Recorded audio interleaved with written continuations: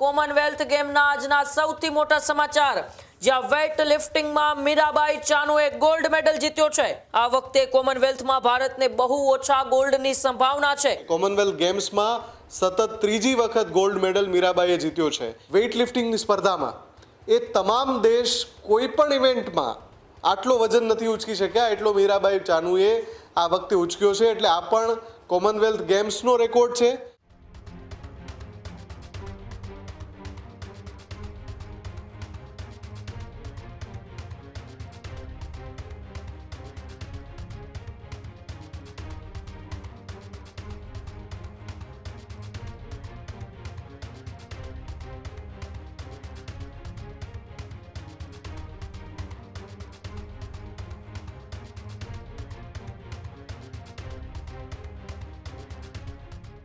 Commonwealth ગેમ્સથી એ સૌથી મોટા સમાચાર અત્યારે સામે આવી રહ્યા છે। જી હા, કોમનવેલ્થ ગેમના આજના સૌથી મોટા સમાચાર, જ્યાં વેઇટ લિફ્ટિંગમાં મીરાબાઈ ચાનુએ ગોલ્ડ મેડલ જીત્યો છે।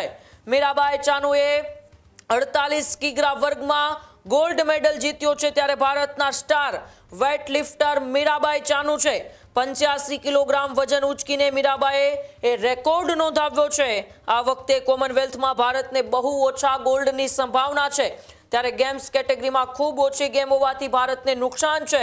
ત્યારે ઓલિમ્પિક્સમાં પણ સિલ્વર મેડલ જીતી ચૂક્યા છે મીરાબાઈ ચાનુ, ત્યારે ફરી એક વખત દેશને ગૌરવ છે તે મીરાબાઈ ચાનુએ અપાવ્યું છે। અને વેઇટ લિફ્ટિંગમાં 48 કિગ્રા જે વર્ગ હતો તેમાં તેમણે ગોલ્ડ મેડલ જીતીને અત્યારે એ કોમનવેલ્થ ગેમમાં ભારતને વધુ એક મેડલ અપાવ્યો છે। મુફદ્દલ મારી સાથે જોડાયેલા છે। મુફદ્દલ, કોમનવેલ્થ 2026 ચાલી રહી છે અને આ બધા વચ્ચે ભારતને ગોલ્ડ મેડલ એ મીરાબાઈ ચાનુએ અપાવ્યો છે। બિલકુલ, મીરાબાઈ ચાનુ એ ભારતના ખૂબ જ જાણીતા ખેલાડી છે। ઓલિમ્પિકમાં સિલ્વર મેડલ જીતી ચૂક્યા છે અને ગોલ્ડ મેડલ માટે કોમનવેલ્થમાં સૌથી વધારે જો આશા હોય તો મીરાબાઈ પાસે જ હતી, કેમ કે મીરાબાઈ ચાનુ આની પહેલાં 2 વખત ગોલ્ડ મેડલ જીતી ચૂક્યા છે કોમનવેલ્થ ગેમમાં, અને એ પણ લાગલગાડ ગેમમાં, એટલે વચ્ચે બ્રેક નથી પડ્યો। અને જો એ રીતે જોવા જઈએ તો આ એમની હેટ્રિક છે। કોમનવેલ્થ ગેમ્સમાં સતત ત્રીજી વખત ગોલ્ડ મેડલ મીરાબાઈએ જીત્યો છે, પણ મીરાબાઈએ જે રેકોર્ડ સર્જ્યો છે, 85 કિલો જે વજન ઉચક્યું છે એમણે, એ પણ એક એવો રેકોર્ડ છે કે કોમનવેલ્થ ગેમ્સમાં જેટલા દેશ ભાગ લે છે વેઇટ લિફ્ટિંગની સ્પર્ધામાં, એ તમામ દેશ કોઈ પણ ઇવેન્ટમાં આટલો વજન નથી ઉચકી શક્યા એટલો મીરાબાઈ ચાનુએ આ વખતે ઉચક્યો છે, એટલે આ પણ કોમનવેલ્થ ગેમ્સનો રેકોર્ડ છે। અને એની સાથે સાથે મીરાબાઈ ચાનુ માટે પણ ખૂબ મોટી સિદ્ધિ છે। ઓલિમ્પિકમાં સિલ્વર મેડલ જીતીને દેશનું નામ રોશન કરનારા મીરાબાઈ વેઇટ લિફ્ટિંગમાં આમ પણ બહુ લાંબા સમયથી ભારતનું બહુ મોટું નામ છે। આની પહેલાં ઓલિમ્પિકમાં કોઈ લેડી વેઇટ લિફ્ટરે ભારતને જો ગૌરવ અપાવ્યું હોય તો એ કર્ણમ મલ્લેશ્વરી હતા। કર્ણમ મલ્લેશ્વરીએ બ્રોન્ઝ મેડલ જીત્યો હતો ઓલિમ્પિકમાં, અને એ પછી મીરાબાઈ ચાનુએ આ સિદ્ધિ મેળવી હતી।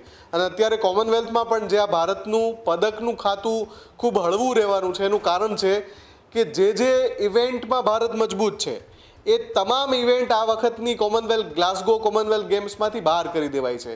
એનું કારણ ઘણા બધા એના કારણો આપવામાં આવે છે, પણ શૂટિંગ જેવી ગેમ કે જ્યાં 25 મેડલ ભારત રમતા મેળવી લે છે, એ આ વખતે નથી। કુસ્તી જેવી ગેમ આ વખતે નથી કે જ્યાં પણ ભારત 15 મેડલ 10 મેડલ જીતી લેતું હોય છે।